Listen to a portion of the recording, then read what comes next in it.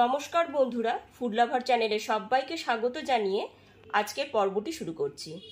আজকে নিয়ে এসেছি লোটে মাছের এমন এক লোভনীয় সুস্বাদু রেসিপি যা দিয়ে এক থালা গরম ভাত অনায়াসে খেয়ে নেওয়া যাবে, কিন্তু লোটের মাছের রেসিপিতে একটিও কাটা থাকবে না। তাহলে চলুন দেখে নিই কীভাবে লোটের মাছে কাটা বার করে খুব সুন্দরভাবে রেসিপিটি তৈরি করছি। আপনারা অবশ্যই ঠিক একই রকমভাবে বাড়িতে ট্রাই করবেন। লোটে মাছের ঝুড়ো বানাবার জন্য এখানে 500 গ্রাম লোটে মাছ নিয়ে নিয়েছি। মাছগুলোকে প্রথমে খুব ভালো করে জলে পরিষ্কার করে ধুয়ে নিয়েছি, তারপর জলটা ঝরিয়ে একটা থালায় নিয়েছি। মাছগুলো কিন্তু এখানে আমি গোটাই রেখেছি, মাছগুলো অর্ধেক করিনি। এইবার এতে দিয়ে দিচ্ছি 1 টিস্পুন লবণ, আর দিয়ে দিচ্ছি 1 টিস্পুন হলুদ গুঁড়ো।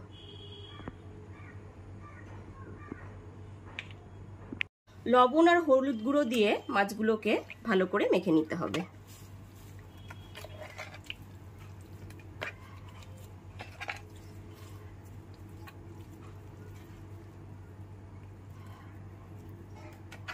সমস্ত মাছগুলোকে লবণ আর হলুদ গুঁড়ো দিয়ে মেখে নিচ্ছি। সমস্ত মাছগুলোকে লবণ আর হলুদ গুঁড়ো দিয়ে মেখে 10 থেকে 15 মিনিটের জন্য রেখে দিলাম। লোটে মাছের ঝুড়ো বানাবার জন্য এখানে নিয়ে নিয়েছি 2টো মিডিয়াম সাইজের পেঁয়াজ। পেঁয়াজটাকে এরকম স্লাইস করে কেটে নিয়েছি।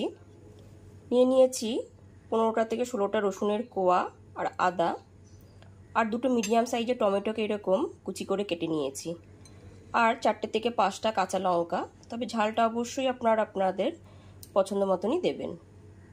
গ্যাসের ফ্লেমটা অন করে একটা কড়াই বসিয়ে দিয়েছি। কড়াইটা খুব ভালো মতো গরম করে নিয়ে তাতে দিয়ে দিয়েছি 3 টেবিল চামচ সর্ষের তেল। তেলটাও এখানে খুব ভালো মতো গরম করে নিয়েছি। এবার এতে কুচনো পেঁয়াজগুলো দিয়ে দেব।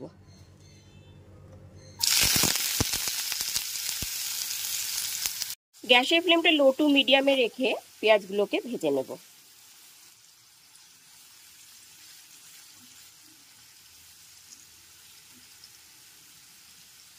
পেঁয়াজটা ভেজে নেবার পর এর মধ্যে দিয়ে দিচ্ছি 2 টেবিল চামচ পরিমাণ রসুন কুচি। রসুন কুচির পরিমাণটা কিন্তু এখানে একটু বেশি লাগবে। গ্যাসের ফ্লেমটা লো টু মিডিয়ামে রেখে পেঁয়াজ আর রসুনটাকে খুব ভালো করে কষিয়ে নিতে হবে।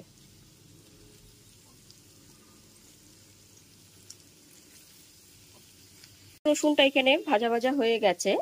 এরপর এর মধ্যে দিয়ে দিচ্ছি আদা আর কাঁচা লঙ্কা কুচি।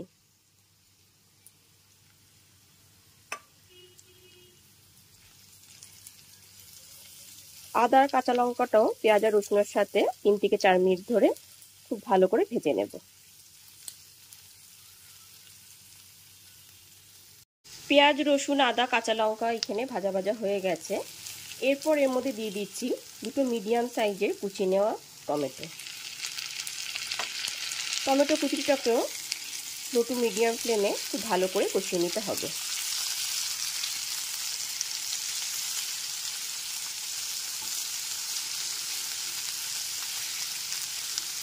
টমেটোটা যাতে খুব তাড়াতাড়ি নরম হয়ে আসে এই জন্য এর মধ্যে দিয়ে দিচ্ছি 1 টিস্পুন লবণ,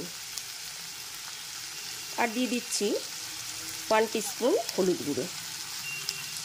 একটা সুন্দর কালার আনার জন্য দিয়ে দিচ্ছি 1 টিস্পুন কাশ্মীরি লঙ্কার গুঁড়ো। গ্যাসের ফ্লেমটা লো টু মিডিয়ামে রেখে মশলাটাকে খুব ভালো করে কষিয়ে নেব।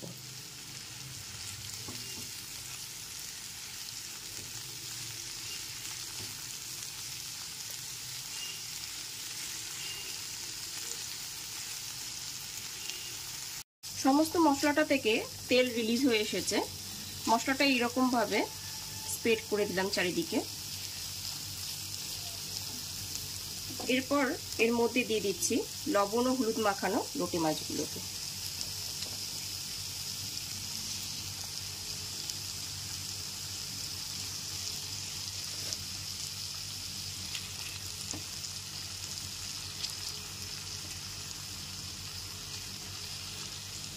লবণ ও হলুদ মাখানো লোটে মাছগুলোকে দেওয়ার পর 2 থেকে 3 মিনিটের জন্য ঢেকে রেখে দিলাম।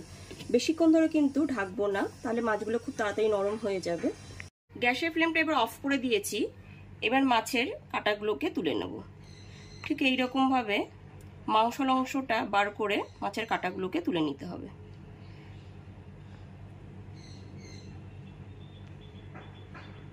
এই সময় কিন্তু গ্যাসের ফ্লেমটা অফ করে নেওয়াই ভালো। সাবধানে কাটাগুলো ঠিক এইরকমভাবে তুলে নিতে হবে। চামচের ঠিক পেছনটা দিয়ে সমস্ত মাছের ঠিক এইরকমভাবে মাংসল অংশটা বার করে কাটাটাকে বেছে তুলে নিতে হবে।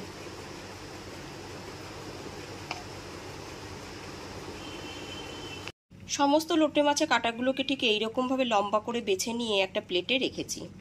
এইরকমভাবে কাটা বেছে নিলে পরে কিন্তু লোটে মাছের ঝুড়ো খেতে অসাধারণ লাগবে, আর একটা কাটাও মুখে পড়বে না। মাছ থেকে যে জলটা বা রসটা বেরিয়েছে গ্যাসের ফ্লেমটা লোতে রেখে খুব ভালো করে শুকিয়ে নেব। এরপর এর মধ্যে দিয়ে দিচ্ছি স্বাদ মতো লবণ। লবণটা দিয়েও খুব ভালো করে মিশিয়ে নিতে হবে।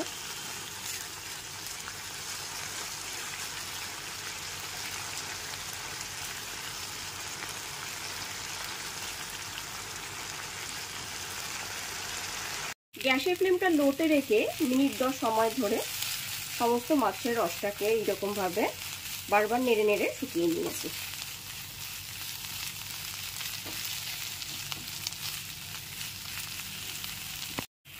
এখানে কষানোটা হয়ে গেছে।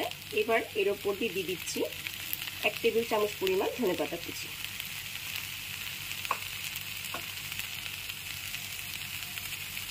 ধনেপাতা কুচিটা দেওয়ার পরে খুব ভালো করে একবার মিশিয়ে নেব।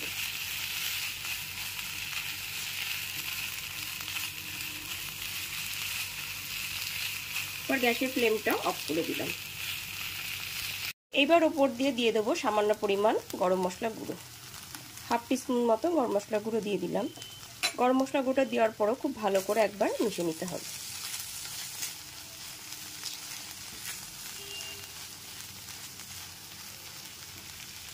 একদমই ফাইনালি রেডি হয়ে গেছে লোটে মাছের ঝুড়ো। এবার গরম ভাতের সাথে গরম গরম পরিবেশন করব।